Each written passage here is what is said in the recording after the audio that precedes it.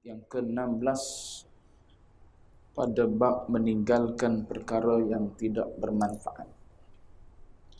Daripada Sayyidina Ali bin Abi Talib radhiyallahu anhu berkata, Rasulullah sallallahu alaihi wasallam bersabda,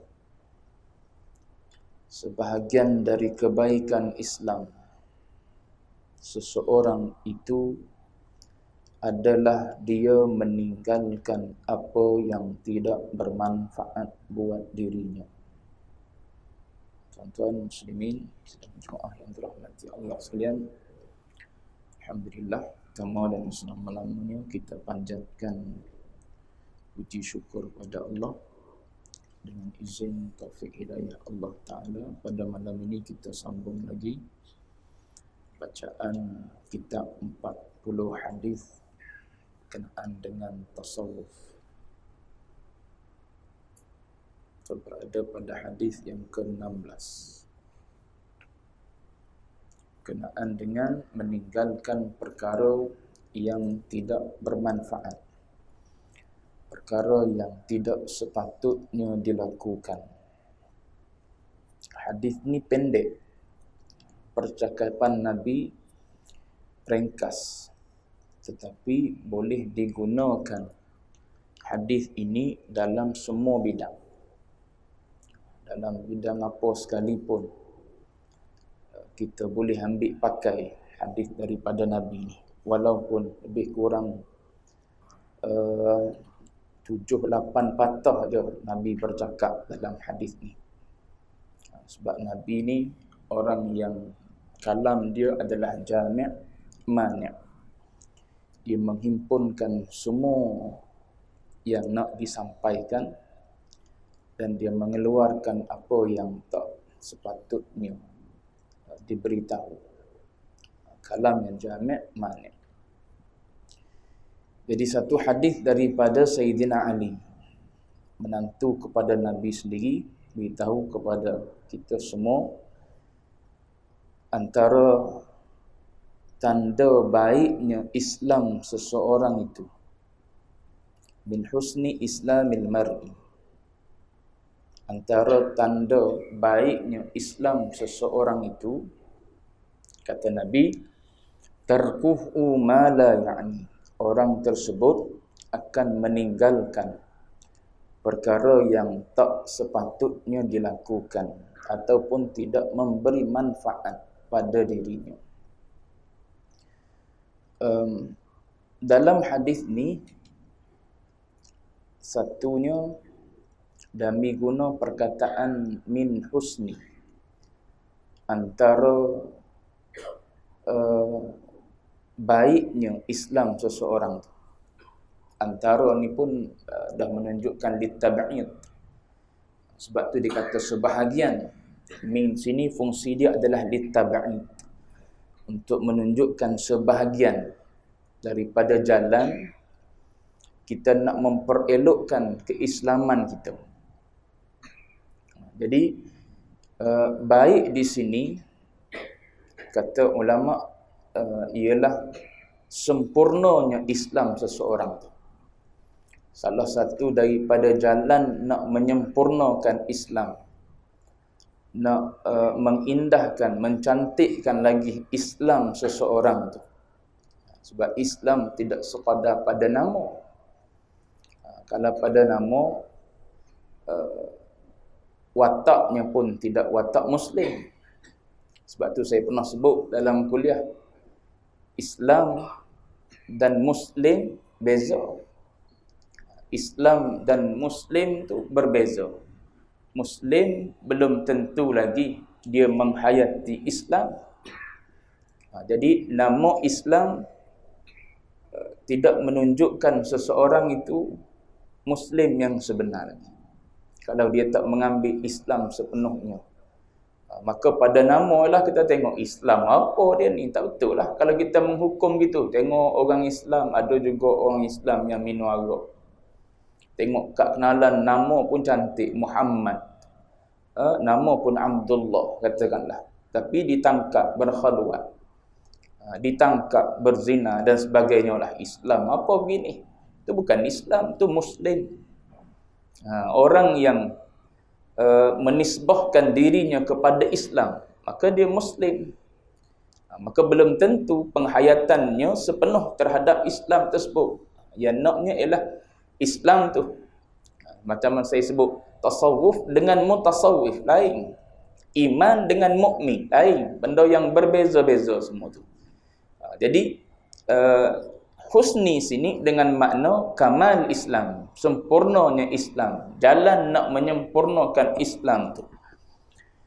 Seseorang sini maksud dia bukannya lelaki saja, masuk dua-dua, lelaki dan juga perempuan. Mana-mana orang lelaki yang nak menyempurnakan Islam dia, mana-mana perempuan yang nak mengislamkan, nak menyempurnakan keislaman dia, maka Nabi ajar pada kita ialah tarkuhu ma la ya'ni, tinggal apa yang tak sepatutnya kita buat. Contoh mudah. Kalau kita makan nasi, katakanlah, makan nasi, lauk sedap ni, ikan patin tempoyak, tuan-tuan pergi cari jauh pula tu, sampai ke Temerloh nugi, sambil-sambil nak pergi Temerloh Jaya kan, nak pergi tengok masjid yang viral sekarang ni, Jemaah subuhnya macam Jumaat. Orang pakak duk gila kan.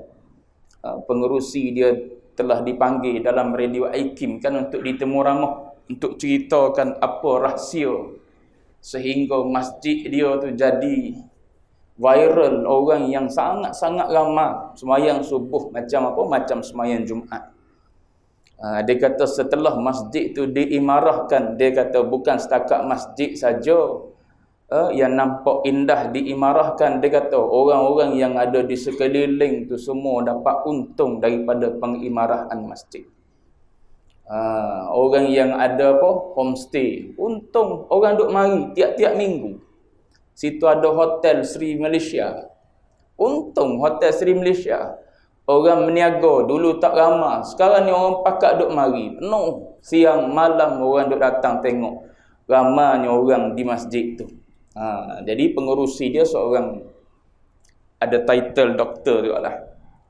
Jadi dia duk cerita antara yang dia buat, rupanya tekunnya dia punya AJK masjid ni, dia kata pukul 11, 12 tu dia kata biasa lagi masjid duk cerah. Sebab apa? AJK lajnah-lajnah tertentu duk mesyuarat lagi, duk bincang lagi, duk fikir lagi macam mana nak buat lebih baik kepada masyarakat ni. Kita tunggu isyak balik Ustaz lama sikit, Ustaz nak habis dah ni kita ni. Isyarat gini lah Kang Ustaz, tamat. Ustaz pun faham kena berhenti. Sebab apa? Seorang nak tutup lah. Nak semayang witir tak sempat apa. Sebab apa? Bila tutup dah lampu, zap tutup lampu kipas, Ustaz tak balik dia kata semayang kat rumah. Dia kata masjid dia pukul 11, 12 tu biasa dia kata. AJK Muslimat duduk kumpul sama dia. Yang bahagian lajnah dakwah, lajnah tarbiyah, lajnah itu, lajnah ini dan sebagainya lah, duk kumpul lagi dalam lajnah masing-masing, duk fikir macam mana nak buat masjid kita ni supaya lebih imarah lagi, lebih ramah lagi. Itu sekadar yang saya dengar dalam radio lah, panjang lah dia, dalam lebih kurang dalam 45 minit. Cuma saya sempat dengar tu sebuah sikit yang disebut oleh pengurusi dia. Cuma nak sebutnya ialah, katakanlah nak cerita bab makan nasi ni, pergi sampai ke masjid pula, nak suruh tuan-tuan pergi tengok. Kalau ada masa pergi tengok, buat lawatan Masjid Syakirin Gombak, pergi tengok dah. Masjid Syakirin Gombak dah buat lawatan, pergi tengok masjid tu. Apa rahsia sehingga orang boleh jadi ramai sembahyang Jumaat tu. Baik, nak ceritanya ialah, katakanlah kita daripada jauh mengidam nak makan, nak makan ikan patin tempoyak, tempat paling sedap sekali orang kata dalam Malaysia ni. Kita pergilah cari, duduklah di kedai dia, ambil nasi semua sekali, duduk situ. Tengah-tengah makan nasi, sakit perut. Tuan-tuan tinggal ada nasi? Tinggal. Itu kata malayak ni. Apa yang patut buat pada masa tu?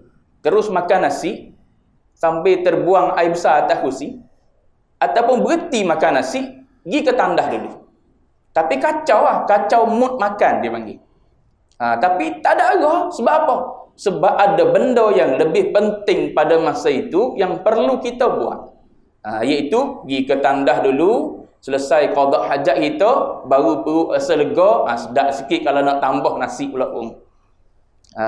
Tu apa yang penting pada masa tu. Ni Nabi ajar kaedah dia. Apa yang penting pada masa ni? Masing-masing orang berbeza. Kita usia berapa? Kita usia 60 lebih dah. Orang tu usia dia berapa? Usia dia baru 12 tahun. Jangan buat kira sama. Dia tak apalah, umur berapa? Baru 8 tahun. Berapa waktu dia semayang? 5 kali dia semayang. Kita umur berapa? 70. Jangan buat 5 waktu juga. 5 waktu ni budak-budak baru belajar semayang. Saya sebut dah. 5 waktu ni serupa dengan budak-budak baru belajar semayang. Tanya dia, ada semayang sunat tak? Tak tahu. Sebab apa? Ustazah hanya duk ajar pada dia, ustaz hanya duk ajar, ustaz sekolah agama, hanya ada pada dia, semayang ni 5 kali sehari. Mula daripada subuh, habis di isyak. Subuh, zuhur, asar, maghrib, isyak. Balik subuh semula, semayang tu. Subuh 2, zuhur 2, zuhur 4, asar 4, maghrib 3, isyak 4.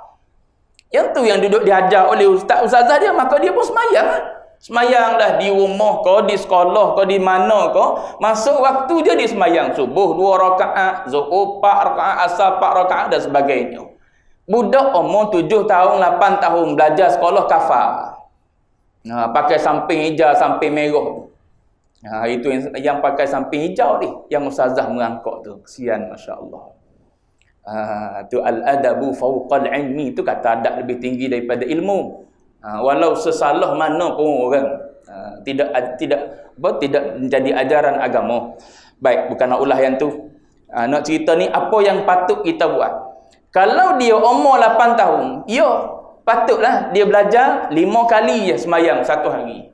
Kalau kita umur 60, 70 pun semayang 5 waktu juga, ni orang yang tak ambil manfaat benda yang patut diambil manfaat dah. Usia nak habis dah tu. 60 tu ibaratnya usia nak habis dah. 70 lebih daripada lebih daripada had yang Nabi sebut dah. Tapi semayang 5 waktu je. Sunat bergeliat nak buat. Payahnya nak boleh bangun 2 rakaat je. Tak nak bangun, duduk. Tak naklah bangun berdiri. Sebab apa? Penatlah dia kata kerja banyak dah hari ni. Dah semayang duduk. Tak naklah duduk. Nak duduk atas kursi. Duduk atas kursi semayang 2 rakaat. Tak nak juga. Semudah itu semayang sunat. Tak nak itu. Duduk situ. Tengok orang lain semayang. Macam hari Jumaat itu ya. Hari Jumaat. Kita tengok orang-orang tua kadang-kadang tak bangun semayang. Kadang-kadang orang tua orang ajak marilah semayang ajak ni coronavirus second wave ni, gelombang kedua duk mari ni, mari kita pakat-pakat semayang ajak. Tak era dia keluar juga dia. Hidup rasa tak kena selamat aku. Biar orang lain semayang, yang sibuk yang ada urusan tu biarlah. Ni yang tak ada urusan ni, jalan bertongkat dah. Orang ajak marilah semayang jenazah. Mayang kamu aku nak balik. Padahal bukan nak masuk office pun. Dia punya malahnya nak khidmat untuk Allah, untuk apa? Untuk ummah. Semayang jenazah ni khidmat untuk ummah lah. Masyarakat memerlukan kita pada masa tu. Tak nak dia tinggal juga. Biar orang-orang yang ada dah semayang balik bertongkar. Orang yang sudah semayang jenazah keluar masjid sekali dengan dia. Sebab apa? Slownya dia berjalan nak keluar masjid.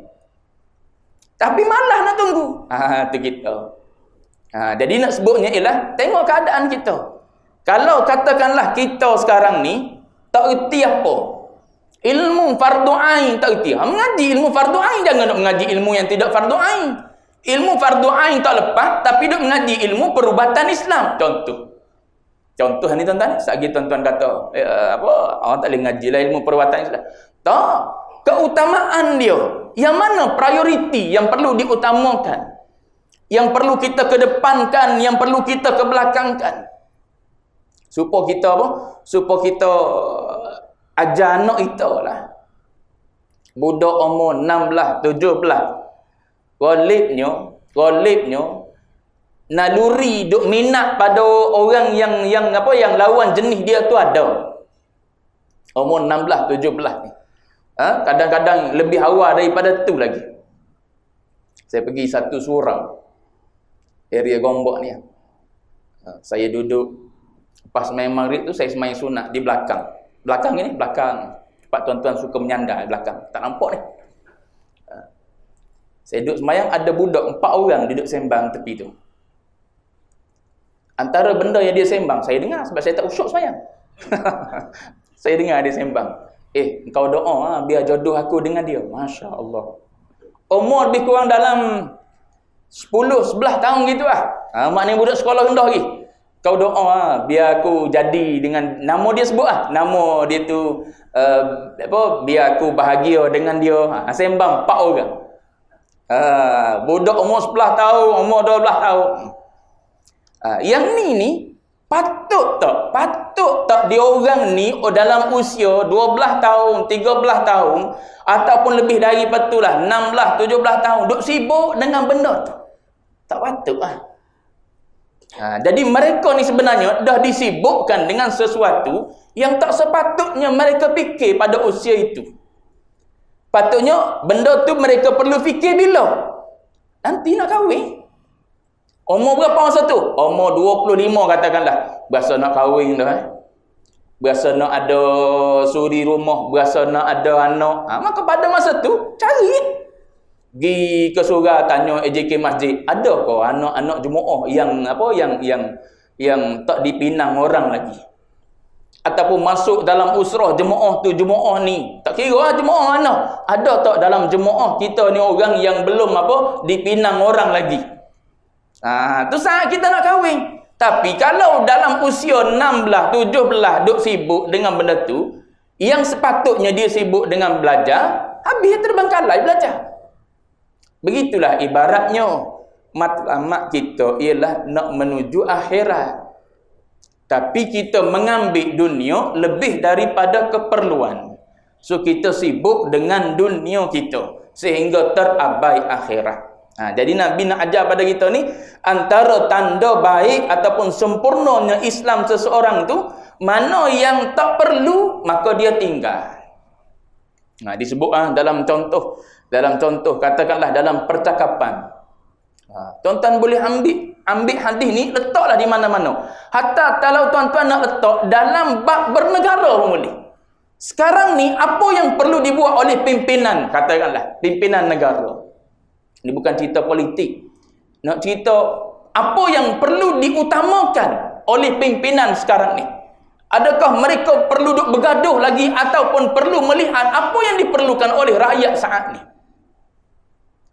Ni yang ulama sebut daripada perkataan yang pendek dalam 7-8 patah Nabi bercakap ni, kalau kataan ni diambil, diaplikasi dalam bidang apa sekalipun, dia akan jadi cantik je dia ada. Dia akan jadi cantik. Masyarakat akan wujud masyarakat yang cantik, yang baik. Dia akan wujud Dia akan wujud satu blok kepimpinan yang yang mementingkan sesuatu yang diperlukan saat ini oleh rakyat. Macam orang politik pula. Jadi saya sebut basic daripada hadis ni kita boleh ambil. Katakanlah dekat dengan kita percakapan. Buat apa sekarang ni perlu? Kalau kita duduk ramai-ramai kan, katakanlah lepas daripada sembahyang isyak ada jamuan. Jamuan. Duduk dalam satu kumpulan makanan, satu hidangan. Kalau tak sembang, tak kena juga. Disunatkan kita bersembang supaya bertambah rapat ukhuwah. Saat kita makan ramai-ramai, ni dok aku tak nak lah buah sebab apa? Nanti kan jatuh pada dosa. Jadi duduk tengok nasi masing-masing. Jadi buah tu nak tengok apa yang perlu dibualkan pula. Apa yang perlu dibualkan di saat ni. Gitu. Kita buat topik orang ni. Tak kena. Cerita tentang keburukan orang ni. Tak kena dia. Sebab apa? Bukan perkara yang patut kita sebut. So, apa yang patut kita sebut? Ni kata kalau kita beramal dengan hadis ni, apa yang patut kita ambil, kita buat. Apa yang patut kita tinggal. Macam dalam keperluan seharian kita. Agama ajar pada kita bagi kepada 3. Satu, dia ada benda yang dinamakan daruri. Yang kedua, agama namakan dia sebagai haji. Daruriyat, hadiyat, yang ketiganya ialah tahsiniyat. Tahsiniyat. Katakanlah dalam kehidupan kita yang jadi daruri pada kita dalam bab, katakanlah dalam bab berpakaian, berpola, yang betul-betul mudarat kena ada pada kita. Katakanlah dua pasang baju dengan seluar, dua pasang. Yang tu yang daruri. Yang haji yang kita perlu ada. Kalau dua pasang ni, jawab dia, ni pakaian untuk kerja saja. Kena ada satu pakaian, satu pasang untuk pergi ke tempat ibadat. Satu pakaian untuk pakai di rumah saja. Satu pakaian lagi nak guna untuk ke sini, ke situ dan sebagainya. Katakanlah 5 pasang campur semua. Ataupun 10 lah, 10. 10 pasang katakanlah. Tu dipanggil hajiat, dipanggil. Keperluan kita perlu. Lebih daripada 2 pasang. Perlu lagi tambah kepada 8 pasang lagi kena tambah. Tu dipanggil keperluan. Keperluan tu dah berbeza dah tu. Yang daruri tu boleh jadi masing-masing ya, super. Masing-masing perlu kepada 2. Sebab apa? Nak gilir. Kalau tak boleh gilir pula. Duk pakai yang sama. Habis tu ketika apa? Ketika nak basuh yang tu, nak duduk dalam keadaan macam mana? Pakai kain tu olah je. Tu kata daruri. So daruri kena ada 2. Katakanlah sepasang, seluar baju. Lepas tu yang selebihnya kita perlu berapa pasang? Kita yang tak ada program apa-apa, boleh jadi tak perlu banyak, boleh jadi cukup dengan 10 pasang. Orang lain yang ada hajat-hajat yang lain lagi, dia jenis ada dinner, ada itu, ada ini dan sebagainya, perlu kepada 15 katakanlah. Sepatutnya daruri dan haji diambil. Tapi kita sekarang ni bukan setakat daruriyat dan hajiat saja. Tahsiniyat tu. Tahsiniyat, keperluan kita kadang-kadang dah cukup dah. Tapi duk sibuk dengan nak suruh cantik lagi. Nak suruh lebih kita daripada orang lain. Nak suruh kita ada semua yang orang ada. Tengok orang ni ada, kita nak ada. Tengok keluar brand baru, kita nak ada juga. Tengok itu ini, semua kita nak. Tu dia panggil tahsiniyat. Perlu ke tidak tahsiniyat? Kalau saat pada masa tu katakanlah anak beranak kita ada yang susah, adik-beradik kita katakanlah ada yang susah, maka pada masa tu tak perlulah kita memenuhkan keinginan kita yang berbentuk tahsiniyat. Sebab daruriyat dah sempurna, hajiat pun dah ada dah. Yang tu pun boleh main tukar sebulan tak bertemu baju sama katakanlah. Yang ni jarang berlaku pada orang lelaki, orang perempuan biasa berlaku. Tudung dia 30 hari boleh pusing 2. 30 hari tu kadang-kadang tak bertemu tudung sama lagi. 2 bulan baru bertemu tudung yang sama pula. Dia kata tak boleh, dia kata. Sebab apa? Orang biasa duk tengok. Bila biasa orang tengok, orang tahu ni pakai tudung sama, ni tudung sama. Kita je perasan sebenarnya. Padahal tak ada orang nak tengok kita. Apa lebih kita orang nak tengok? Tapi kita gitu. Dalam ibadat dia berasa lagi orang tengok. Berasa ada orang tengok semua. Apa lebih kita orang nak tengok? Alah setakat apa? Setakat ustaz cabut, tak ada orang nak tengok. Semayanglah biasa-biasa ya. Ikhlas dengan Allah Ta'ala lah. Kalau lainlah kalau engkau tu adalah guru, maha guru, tok guru, syekh dan sebagainya. Tapi orang yang tinggi tu jiwa dia bersih pula. Kita yang rendah-rendah ni jiwa kotor.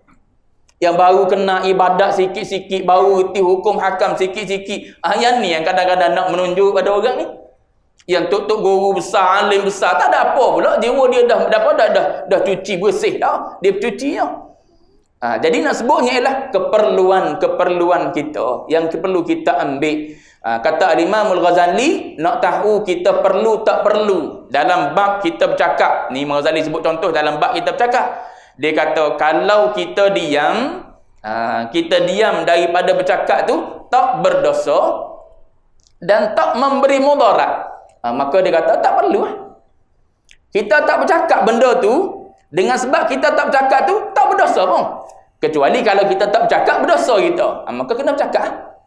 Tapi kalau kita tak bercakap tak berdosa kita dan tak mudarat pun, maka tak perlulah kita bercakap. Supaya dalam situasi hari ni, kan ramai agamawan duk mengajar. Kalau kita ambil contoh ilmu agama.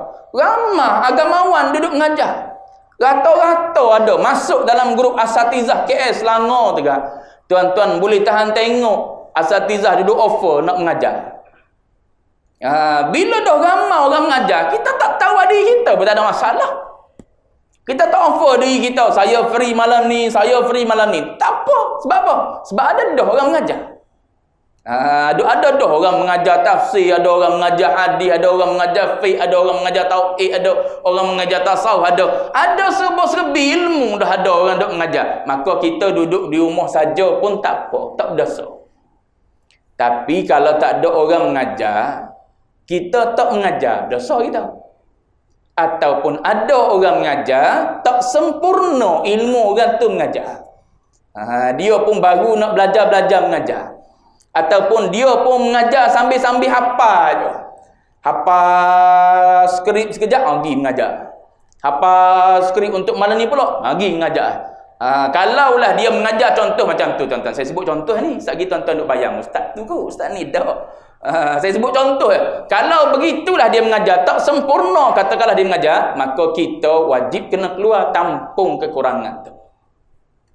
Macam contoh satu kawasan katakanlah kalau fardu kifayah menguruskan jenazah, katakanlah menguruskan jenazah ni tidak fardu ain, fardu kifayah ataupun solat berjemaah.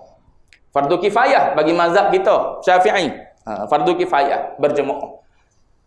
Bila fardu kifayah maknanya berlaku saja jemaah di masjid, gugurlah dosa seluruh penduduk kawasan tersebut. Kawasan taman kau kawasan-kawasan tersebutlah gugur tuntutan. Sebab apa? Ada dah tok imam dengan tok bila di semayang. Tapi kena tengok. Walaupun dah ada dua orang pergi semayang, dua-dua ni pandai ke tidak? Takut dua-dua tok jahil. Takut dua-dua tok jahil. Aku pun tak pandai juga ni semayang jemaah macam mana. Yang ni pun tak pandai juga, rukun tak tahu apa.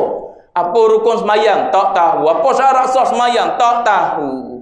Dua orang ni buat tak sempurna tu, berdosa lagi orang sekeliling. Ada dua orang yang menguruskan jenazah, tapi dia tak reti main bijak. Bijak tahu? Memandai-mandai. Orang Kelantan panggil bijak. Ada sabdu di ba. Ada sabdu di bi. Orang Arab orang Kelantan dicampur dengan Arab sikit. Ada sabdu di bi. Dia memandai-mandai ya. Mari tak apa aku urus. Padahal dia pun tak reti. Dia urus. Mandilah jenazah tu. Selepas mandi dia kapan. Selepas kapan apa? Selepas kapan disemayang. Selepas semayang bawa di kubur. Kita duk berasa sempurna. Rupa-rupanya dua-dua ni tok jahil lah kau. Jawab dia. Dosa tu ditanggung oleh semua orang yang ada di situ. Tu ilmu fardu ain gitu juga. Ilmu fardu ain. Ilmu fiqh. Yang diperlukan oleh masyarakat. Ilmu usuluddin yang diperlukan oleh masyarakat. Ilmu tasawuf yang diperlukan oleh masyarakat. Mesti ada. Dalam dua marhalah mesti ada seorang yang betul-betul menguasai ilmu ni. Tak ada kawasan ni berdosa lah kau. Itu nasib baik ada orang duk hantar. Biar mengaji mana-mana, pergi Syria, pergi Morocco, pergi ke Mesir, pergi ke Jordan dan sebagainya, mengaji. Gugur tuntutan. Balik dia duk mengajar. Gugur kawasan kita. Tapi kalau tak ada, yang adanya boleh mengajar biasa-biasa je. Bila timbul muskil, tak ada orang boleh jawab. Jawab dia berdosa kawasan tu.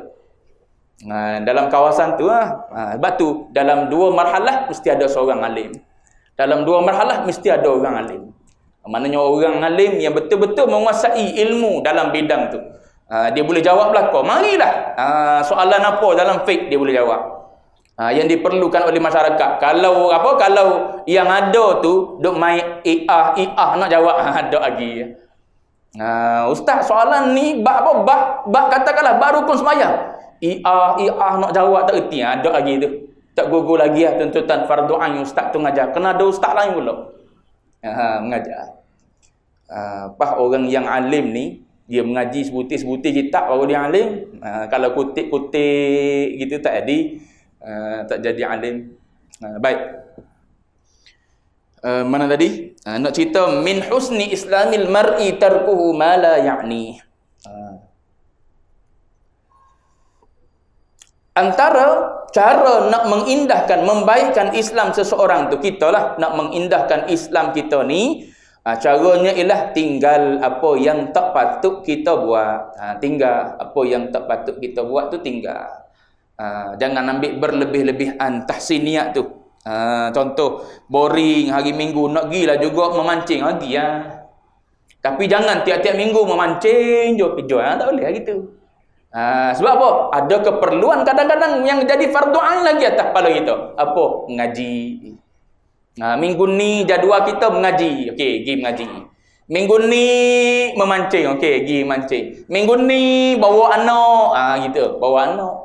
Dan sebagainya. Pandai-pandai.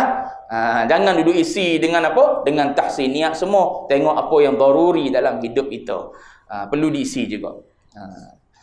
Lepas tu tuan-tuan kias lagi dengan masalah-masalah lain lagi dalam hidup, dengan apa, dengan sabdaan Nabi ni. Apa yang perlu saat ni pada kita.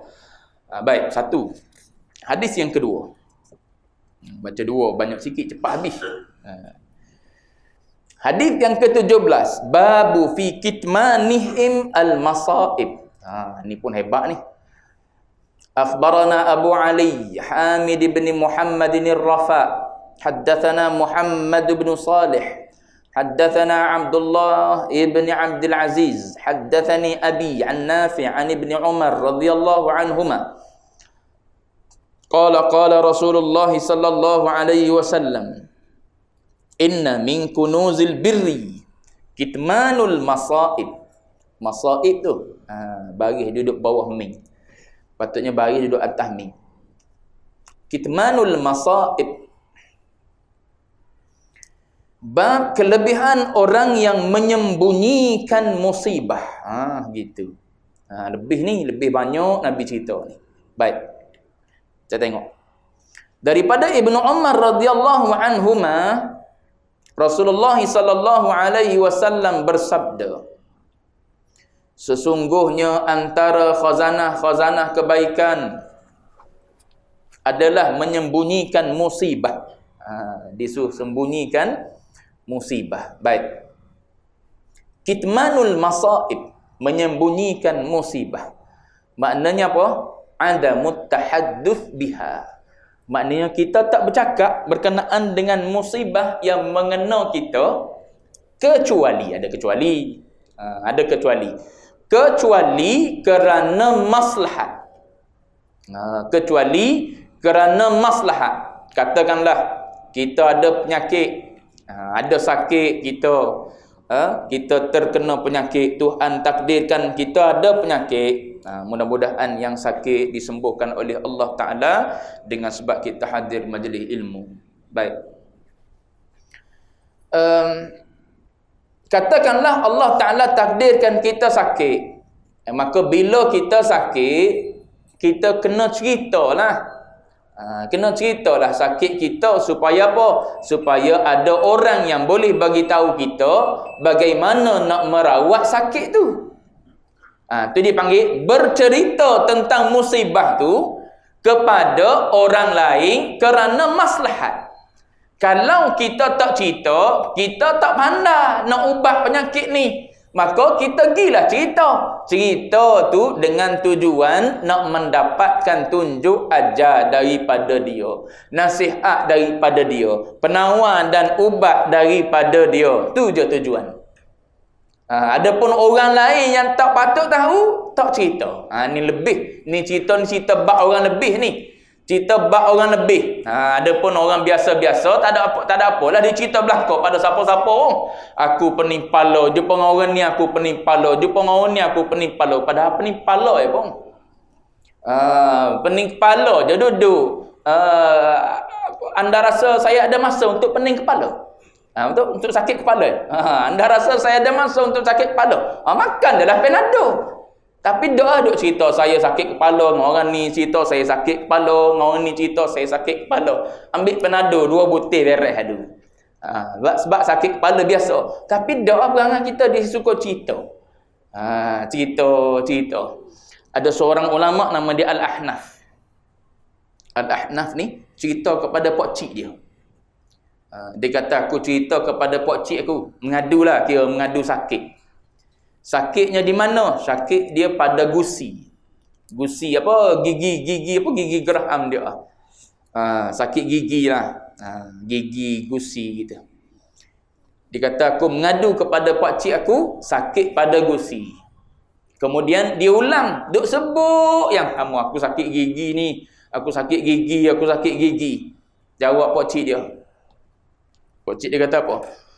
Laqad dhahabat aini mundu arba'ina sanah. Dia kata, mata aku ni, buta ni, hilang daripada penglihatan aku ni. Asalnya aku nampak ni. Hilang daripada aku selama 40 tahun dah. Dia kata, aku tak pernah cerita pada sesiapa pun. Maknanya seolah-olah orang duk anggap dia ni buta asal. Tak ada orang tahu sebab apa dia buta. 40 tahun dah dia kata aku ni buta. Maknanya sebelum daripada 40 tahun tu dia tak buta. Sebelum daripada tu maknanya dia tak buta. Tapi nak beritahu, buta dia selepas 40 tahun. Tak ada siapa-siapa tahu punca apa, sakit apa sehingga buta dan sebagainya. Tak ada mengadu. Buta dah lah aku, sedihnya hilang penglihatan, tak ada. Tu ulama-ulama menyembunyikan musibah yang berlaku pada diri dia, sakit yang berlaku pada diri dia, ataupun yang bermain dalam diri dia, kerunsingan kegelisahan yang bermain, mikir masalah ummah. Kadang-kadang dia tak cerita pun dia mikir seorang dia. Mikir macam ayah. Seorang ayah, ghalibnya gitu seorang ayah. Ghalibnya. Biasanya ayah mikir seorang dalam kepala dia. Anak umur berapa sekarang? 17. Baru tadi Riza SPM. Cantik juga Riza anak aku, nak masuk U ni. Nak cari mana duitnya. Contoh. Anak boleh 10A dah, mesti nak pergi mengaji jauh-jauh. Nak dapat beasiswa sekarang ni. Boleh jadi persaingan hebat sekarang ni. Kalau tak dapat macam mana lah, agak-agak anak duk sebut dah nak pergi mengaji situ sini, luar negara. Tak nak duduk dalam negara, tak ada kelas dia. Dalam kepala ayah ni mikir ni nak cari mana benda ni. Tapi tak cerita pada siapa-siapa. Kadang-kadang tak lena tidur. Sebab apa? Duk mikir nak ambil mana, nak cekau kat mana duit-duit ni. Tu. Ibarat gambarannya begitu. Orang-orang yang dipilih oleh Allah Ta'ala ni, dia akan menyembunyikan musibah yang berlaku pada diri dia. Baik. Menyembunyikan musibah ni, lebih dia, ulama sebut. Ini ulama sebut. Nak tutup dengan ni dah. Ada tahlil ke? Tak ada. Takut ada tahlil, nak kena buti awal sikit. Sebab tahlil lama. Ulama sebut, berdasarkan daripada hadis ni, Nabi beritahu pada kita. Dia ada satu lagi hadis yang lebih kurang dengan ni. Yang Nabi sebut dalam satu hadis lagi, Nabi kata antara khazanah kebaikan, orang tu menyembunyikan 3 benda. Dalam ni satu je, menyembunyikan masaib je. Dalam hadis yang lain, Nabi sebut dia menyembunyikan musibah satu. Dia menyembunyikan penyakit satu. Dia asing antara musibah dengan penyakit. Kemudian satu lagi, dia menyembunyikan sedekah. 3 dalam hadis. Dalam hadis ni, riwayat Ibnu Umar dua-dua. Ibnu Umar dua-dua meriwayatkan hadis. Sekali Ibnu Umar kata menyembunyikan musibah. Sekali musibah, penyakit dan sedekah. Ulama kata, daripada hadis ni, Nabi sebut pada kita, orang-orang yang menyembunyikan musibah ni, bila dia menyembunyikan musibah, maknanya orang tersebut dia duduk dalam keadaan apa? Dalam keadaan menyaksikan setiap musibah, penyakit ataupun apa-apalah yang dia tak suka berlaku dalam hidup dia, semuanya adalah datang daripada Allah Ta'ala. Kan dalam Quran sebut kan, qul lan yusibana illa ma kataballahu lana. Beritahu Muhammad pada mereka ni, supaya mereka tahu. Qul ni perintah kepada Nabi, beritahu. Maknanya ayat Quran ni bukan daripada Nabi, Allah Ta'ala yang perintah. Beritahu, lan ni nafi lil abad. Orang Arab guna lan ni untuk menafikan sampai bila-bila. yusibana, tak akan siapa bila-bila mengenai kita, maknanya mengena pada kita, illa ma kataballahu lana, kecuali apa yang telah ditulis oleh Allah Ta'ala pada kita. Yang ditulis dah oleh Allah Ta'ala kena. So kalau kita duk cerita pada orang, ibarat kita ni orang yang tak redha dengan apa yang Allah Ta'ala tentu. Tak puas hati dengan apa yang Allah Ta'ala tentu. Cerita, anak aku, dia kata Riza uduh dia tu. Anak orang lain cemerlang belakang, anak aku tak boleh harap mana dia tu. Ji belakang pula. Di belakang, tak nak si Ji pula. Di belakang dia tu. Sebutir. Itu pun bahasa Melayu. Sebab orang KL, bahasa Melayu okey lah, boleh lah. Sebutir bahasa Melayu. Yang lain enggak, dia kutip belakang. Duk cerita pada orang ni, cerita pada orang ni tentang anak dia. Ibaratnya dia kata macam kita ni tak redha dan tak puas hati dengan apa yang Allah Ta'ala tentukan pada kita. Jadi orang yang boleh menyembunyikan ni, bila dia sembunyikan, kata ulama, siapa peringkat, malaikat pun tak tahu ni. Dia sakit, dia tak ada mengeluh. Dia ada perkara yang serabut dalam kepala dia fikir, dia tak ada cerita pada orang lain. Ni kata ulama, siapa peringkat, malaikat pun tak tahu benda ni. Dia dengan Allah Ta'ala. Malaikat pun tak tahu. Bila malaikat pun tak tahu, lebihnya dia kata, pahala orang yang duduk dalam keadaan menanggung musibah ni, pahala dia Allah Ta'ala di akhirat nanti tak akan bagi ni pada orang lain. Katakanlah ada orang yang nak minta daripada dia pahala. Sebab apa? Kita ada salah dengan dia, tak akan diambil daripada sini. Tu lebih. Tu ulama sebut tu. Lebihnya yang ni khusus untuk dia. Sebab apa? Sebab di dunia dulu dia menyembunyikan segala yang menimpa diri dia. Susah payah musibah yang berlaku pada dia, semua dia tanggung seorang dia. Tak cerita pada siapa-siapa. Kita balik kat habis orang lah kita cerita. Bukan habis orang, habis dunia kita jajah. Cerita dalam rumah tangga kita, cerita dalam muka buku. Buku muka ke buka buku? Facebook, muka buku. Cerita dalam Facebook. Suami aku begini, bergaduh dengan suami pula cerita tentang isteri dia, isteri cerita tentang suami. Menyesal pula aku kahwin dengan dia ni. Habis dia cerita dalam Facebook. Orang pakak boleh baca belakang. Kita yang baca pula rasa, Allah, kenapa lah cerita benda-benda gini dalam dalam Facebook. Maknanya dunia boleh baca. So kalau kita selesaikan dengan diri kita sendiri, ataupun kita berlapang dada, ataupun kita selesai sama-sama kita dalam rumah tangga, maknanya dengan sebab kita sanggup pikul tanggungan itu, Allah Ta'ala bayar dengan pahala besar pada kita. Dan pahala ni kata ulama tak akan diambil oleh orang-orang yang pernah kita buat jahat, ataupun nak hapuskan kejahatan yang kita buat pada orang tu. Ambil daripada sini pahala dia tak. Ulama kata bukan diambil daripada sini. Bahkan yang ni kekal dalam hak milik itu. Ini ulama sebut dalam tafsiran dalam tafsiran kepada hadis-hadis yang macam ni.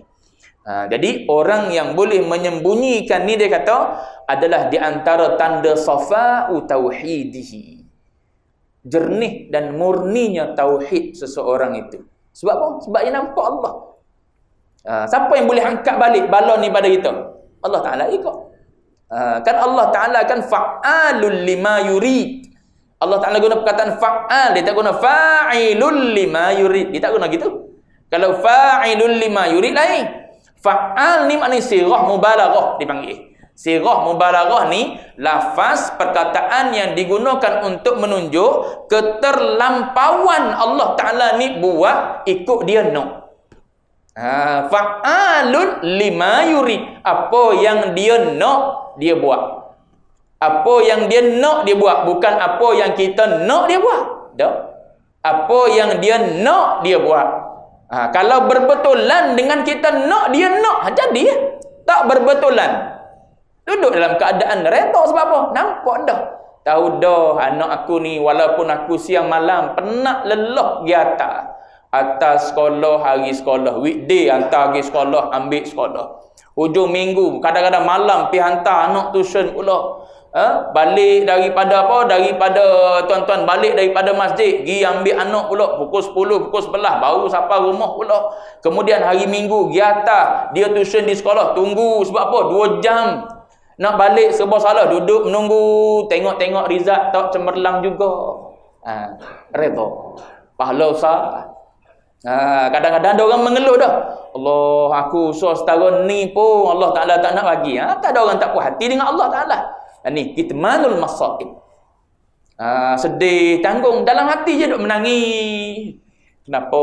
Kenapa tu tak sedap dah tu tanya Tuhan, kenapa tu? Duk tengok diri je lah. Duk tengok diri, mana salah aku sehingga berlaku benda ni dalam hidup. Mungkin kerana dosa kita yang belum istighfar, mungkin salah kita dengan orang lain yang pernah kita buat, Allah Ta'ala karmakan pada kita pernah buat khianat pada anak orang, kita pernah mendoakan anak orang jadi tak pandai, maka anak kita sendiri juga tak pandai.